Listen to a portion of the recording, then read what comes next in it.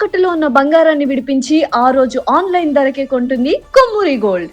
నమస్తే, welcome to Suman TV. నేను పద్మిని. ప్రస్తుతంతో పాటు ప్రముఖ ఆధ్యాత్మికవేత్త, వాస్తు జ్యోతిష పండితులు డాక్టర్ నిట్టల ఫణిభాస్కర శర్మ గారు మనతో పాటు ఉన్నారు. మాట్లాడదాం. సార్ నమస్కారం అండి. నమస్కారం అండి. ఏమంటే పురోహితుల్ని కలిసినప్పుడు లేకపోతే మీలాంటి జ్యోతిష పండితుల్ని కలిసినప్పుడు ఈ రకాల సమస్యలకి పాశుపతాలు చేయించుకోండి అని అంటారు.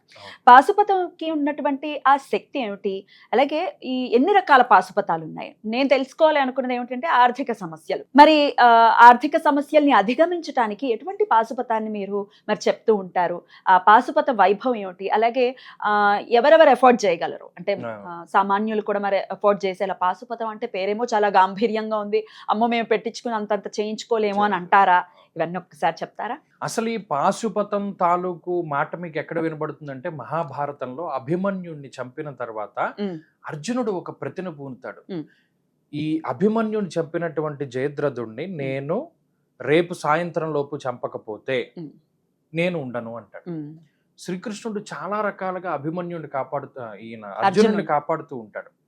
నువ్వు ఇంత ప్రతిజ్ఞ ఎందుకు చేశావు, నాతో చెప్పి చేయాలి కదా ఏదైనా అనేటువంటి భావన కృష్ణుడికి ఉంటుంది. కానీ ఈయన ఆవేశంలోనూ అందులోనూ కొడుకుని ఇది ఇలా చేశారన్నటువంటి బాధలోను. అప్పుడు శ్రీకృష్ణుడు ఏం చేస్తాడంటే, స్వప్నంలో అర్జునుడిని కైలాసానికి తీసుకెళ్తాడు. తీసుకువెళ్ళి అక్కడ పాశుపతాన్ని పొందడానికి కావలసినటువంటివన్నీ చేయించి పరమశివుడి చేత పాశుపతం వచ్చేలాగా అర్జునుడికి అర్జునుడికి ఆ అస్త్రం వచ్చేటట్టు చేసి, అప్పుడు మరలా ఇది ఎందుకంటే ఆయనకి టైం ఉండదు, తెల్లారితే యుద్ధం చేయాలి. ఇప్పుడు నేను కైలాసానికి తను తీసుకెళ్లి అక్కడ తపస్సు చేసి అక్కడ ఇంకోటి చేసేటువంటిది ఇవి మీకు ఎక్కడ కనబడుతుందంటే, రమణ మహర్షి గారు తల్లికి అనేక రకాలైనటువంటి జన్మలు ఉంటే అవన్నీ సూక్ష్మ రూపంలో అనుభవింపజేసేసి మోక్షం ఇచ్చేస్తాడు ఆయన. తల్లికి మోక్షం వచ్చేలా చేస్తాడు ఆయన. ఎలా అంటే సూక్ష్మ రూపంలో అనుభవించేస్తారు. ఇప్పుడు మనకి భగవంతుడు మనల్ని ఎలా కాపాడుతాడని మనం అందరం అనుకుంటాం. కొన్ని రకాలైనటువంటి బాధల్ని కళల్లో వచ్చేలా చేస్తాడు ఆయన. ఆ కళ వచ్చిందంటే పోయినట్టే, చనిపోయినట్టు ఏదో పడిపోయినట్టు. అందుకనే నేను చాలా మంది పీడకలు వచ్చినప్పుడు మీరు భయపడకండి అమ్మా, మనకి చెడు జరగవలసినటువంటిది భగవంతుడు పీడకల రూపంలో మనకి తీసుకొచ్చి ఆ స్వప్నంలోనే ఆ దోషాన్ని అనుభవింపజేసేలా చేసి మనల్ని బయటికి తీసుకొచ్చేస్తాడు. అందుకని మీరు భయపడకండి అని చెప్తూ ఉంటారు. ఇంకా దుస్వప్న దోషం కొంతమందిని వెంటాడుతూ ఉంటే దూర్వా దుస్వప్న నాశిని అన్నాడు. దూర్వాయుగ్మాన్ని వినాయకుడికి పూజ చేసి ఆ గరిక తీసుకుని నెత్తిమే పెట్టుకోండి, ఆ దూర్వా దుస్వప్న నాశిని, ఆ దోషం పోతుంది అని చెప్తూ ఉంటాం. అలాగే శ్రీకృష్ణుడు ఏం చేశాడు, అర్జునుడిని తీసుకుని వెళ్ళి మరి తెల్లారిత యుద్ధం మళ్ళా ఈ తపస్సు చేసి శివుణ్ణి మెప్పించి పాశుపతం పొందడం ఏం మామూలు విషయం కాదు. స్వప్నంలోనే తీసుకెళ్తాడు. పడుకున్నవాడు పడుకున్నట్టుగానే ఉంటాడు, తెల్లారేసరికి పాశుపతం ఉంటుంది. అంతా జరిగినట్టే ఉంటుంది, కానీ ఏది జరగదు. అది మాయ, కృష్ణ మాయ. అలాగే ఆ పాశుపతం ఎంతటిది, అర్జునుడికి అంత శక్తినిచ్చి వాడిని చంపేలా చేస్తుంది. అలాగే మన జీవితంలో మనకి ఏదైనా ఇబ్బందులున్నా, కష్ట నష్టాలున్నా, మనం సాధారణంగా జ్యోతిష్యుల దగ్గరికి వచ్చినప్పుడు ఏం చేస్తాము, మీ జాతకంలో పలానా దోషాలు ఉన్నాయి, ఇవి పోవాలంటే ఇవి చేసుకోండి అని చెప్పవలసి వస్తుంది. ఇప్పుడు నా పంధా ఏంటి, చాలా వరకు నేను ఏమంటే ఈ గ్రహస్థితి ఇంతకాలం ఉంటుంది అని చెప్తాను. అబ్బేమే అంతవరకు బరాయించలేమంటే మాకు ఏదైనా ఉపశమనం కావాలి, అంతే కదండి. ఇప్పుడు మీరు మన చిన్నపిల్లలకి జలుబు చేస్తుంది, వాడు ఐస్ క్రీమ్ తినేసి వానలో నానిపోయి జలుబు తెచ్చుకుంటాడు, డాక్టర్ దగ్గరికి వెళ్తాం, జలుబు వచ్చిందనే చెప్తాం, వీడు చేసింది చెప్పాం. డాక్టర్ ఏం చేస్తాడు, ఓరో నువ్వు వానలో తడిసావు, నువ్వు ఐస్ క్రీమ్ తిన్నావు, జలుబు వచ్చింది అనుభవించు అని వదలడు, మందిస్తాడు.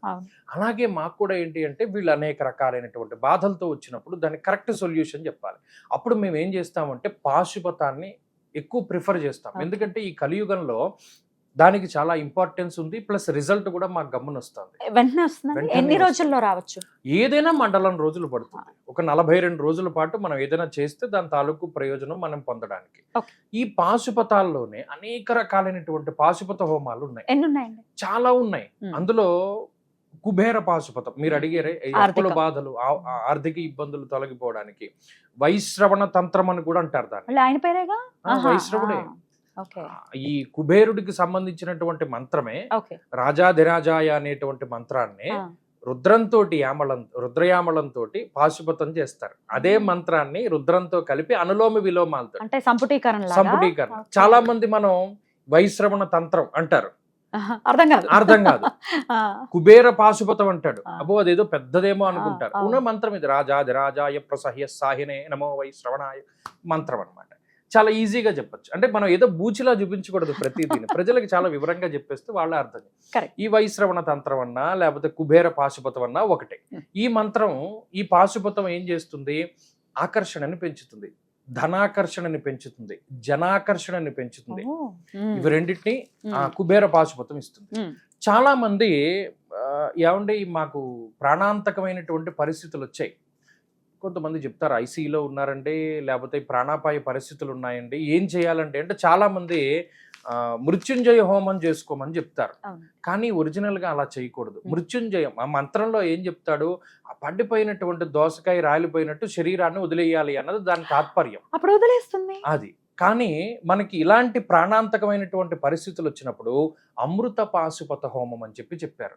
ఇది ఉన్న పాశుపతాల అన్నింటిలోకి కూడా అతి పెద్ద ప్రయోగము, అతి పెద్ద పాశుపతము. ఈ అమృత పాశుపతం ఎవరైతే చేసుకుంటారో వారు నిజంగా అమృతాన్ని భగవంతుడు ఇచ్చినట్టు లెక్క, వాళ్ళు బతుకుతారు.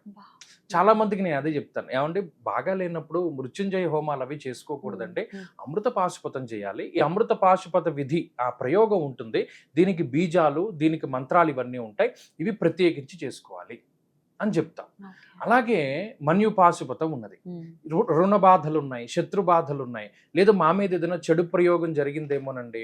ఒకళ్ళు పాపం మాకు పోలవరం నుండి ఫోన్ చేశారు, ఎవరో ఆకతాయిలు చేశారో కావాలని చేశారో, మా ఇంట్లో కొన్ని మిరపకాయలు, ఉప్పు, నిమ్మకాయలు, పసుపు, కుంకం ఇవన్నీ వేసేశారు, మా పిల్లలు తిరిగేటువంటి ఇది కదా, మాకు భయం వేస్తోంది అని చెప్పి అడిగితే మేము అప్పుడు వారి ఇంటికి వెళ్ళి మన్యుపాశుపత హోమం చేశాం. ఇవాళకి వాళ్ళు చాలా అద్భుతంగా ఉన్నారు. అంటే అది వేసిన తర్వాత వాళ్ళకి అనుకోకుండా యాక్సిడెంట్లు అయ్యి పిల్లలు బాగా ఇబ్బంది పడి చాలా ఇబ్బందులు పడ్డారు. ఇవాళ బాగున్నారు. దీనికి ప్రత్యేకమైనటువంటి సంకల్పాలు ఉంటాయి. అంటే ఈ సంకల్పాలన్నీ కూడా చాలా వీధిగా. అలాగే ఈ మన్యుపాశుపతం చేసినప్పుడే మేము ఏం చేస్తాము అంటే కొన్ని రకాలైనటువంటి సూక్తాల పారాయణ చేస్తాం. అలాగే లాంగులోపనిషత్తు అని ఒక ఉపనిషత్తు ఉంటుంది. ఆ లాంగులోపనిషత్తు కూడా ప్రత్యేకించి ఆంజనేయ స్వామికి సంబంధించినటువంటిది. అది కూడా పారాయణ చేస్తారు. అది ఎవరు పడితే వాళ్ళు చేయలేరు. అందులో అన్ని రకాలైనటువంటి బీజాలు ఉంటాయి. మనం కూడా మామూలుగా చదువుదామంటే నోరు తిరగదు. అది ఉపాసనా పరులు ఎవరైనా చేస్తారు. వాళ్ళు లాంగులోపనిషత్తు అది చదివేటువంటి ఆయన నేను చూశాను. ఆయన అది ఎలా చదివేస్తాడంటే చాలా ఈజీగా చదువుతాడు. నేను చూసి చదవలేను. అంటే అంత తేడా ఉంటుంది ఉపాసన ఉన్నవాడికి లేనివాడికి.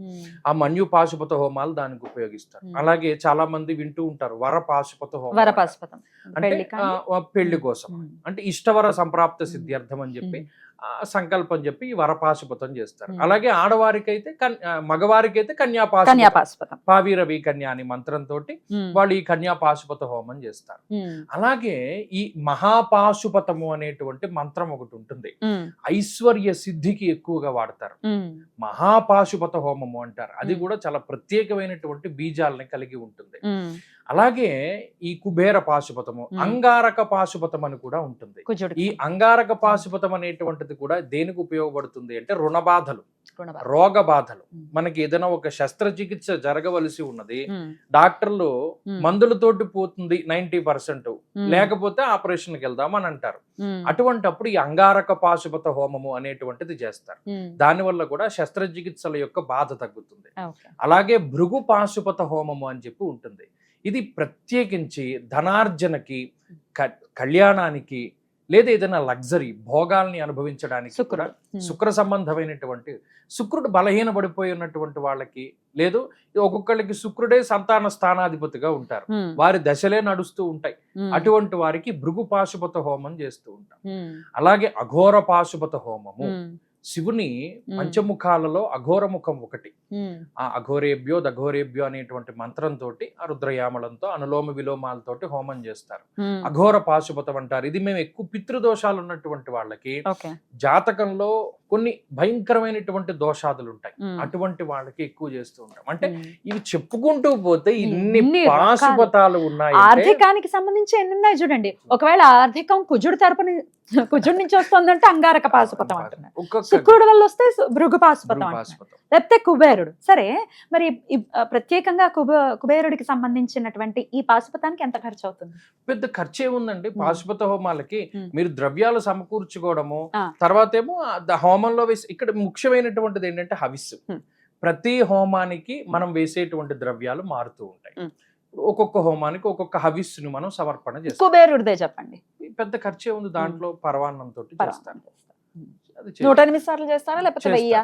చేస్తారు. అంటే ఉపాసన దాన్ని బట్టి మొత్తం గ్రహాలన్నిటికీ చేసుకోవాలండి. నవగ్రహ పాశుపతం చేస్తారు. అద్భుతం. అంటే మన దగ్గర ఉన్నటువంటి దాన్ని, అంటే ఇప్పుడు అమ్ముల పొదిలో మనకి ఇన్ని అస్త్రాలు ఉన్నప్పుడు ఒక్కొక్క దాని మీదకి ఒక్కొక్కటి కరాంగుళి నకోత్పన్న నారాయణ దశాకృతి, అమ్మవారి చేతిలో ఒక్కొక్క దీంట్లో ఒక్కొక్క వేలులో ఒక్కొక్క స్వామి స్వరూపం ఉన్నది. వాడు ఆ బండాసురుడు ఒక్కొక్క రాక్షసుడిని పిలుస్తున్నప్పుడు ఈవిడ ఒక్కొక్క వేలు ఇలా తడిపింది, ఒక్కొక్క అవతారం వచ్చి చంపేసింది. అంతే. అల్టిమేట్ గా మనం లబ్ధి పొందడం కావాలి. నేను ఇన్నిసార్లు ఎంత అవుతుంది ఎందుకు అడుగుతున్నానంటే ఆల్రెడీ ఆర్థిక బాధల్లో ఉన్నారు కదా, మేము చేయించుకోలేమో అని, దూరం అవుతారేమోనని అంటే అప్రాక్సిమేట్ గా చెప్పండి. ఇందులో ఏవి ఫిక్స్డ్ రేట్లు ఉండవండి. అంటే అప్రాక్సిమేట్ గా చెప్పండి. అంటే ఒక్కొక్క ప్రాంతంలో 5,000కి చేసే వాళ్ళు ఉన్నారు, ఒక్కొక్క ప్రాంతంలో 3,000, ఒక్కొక్క ఫ్రీగా చేసే వాళ్ళు ఉన్నారు, ఒక్కొక్క ప్రాంతంలో 10 ఉంటారు. మేమే ఉన్నాము, పాపం ఎవరు చేసుకోలేని వాళ్ళు ఉంటారు. అప్పుడు మేము ఏం చేస్తామంటే సామూహికంగా ఏదైనా పెట్టి నెలలో ఒక రోజు ఏదైనా సామూహికంగా పెడతాం. ఓ 15,000 1,00,000 అయ్యేది ఉందనుకోండి, మీరు 1,000 రూపాయలు కట్టండి, కూర్చుని. సామూహికంగా తత్ఫలితం ఉంటుందండి. ఖచ్చితంగా ఉంటుంది. ఖచ్చితంగా మనం ఏది చేసినా మన గోత్రనామాలు చెప్తే ఫలితం ఉంటుంది. ఖచ్చితంగా ఉంటుంది. చేసుకోవచ్చు. అది బర్డెన్ తగ్గుతుంది కదా, మనకి రిజల్ట్ రావాలి. ఇప్పుడు ఇది సామూహికంగా చేసుకున్నాము, భగవంతుడు మనకి ఫలితం ఇచ్చాడు, మనమే సొంతంగా చేసుకోగలుగుతాం. అంతే కదా. మీరు ఎప్పుడైనా ఇలా ఒకవేళ సామూహికంగా గనక మీరు సంకల్పిస్తే నాకు చెప్పండి, మన ఛానల్లో వీడియో చేద్దాం.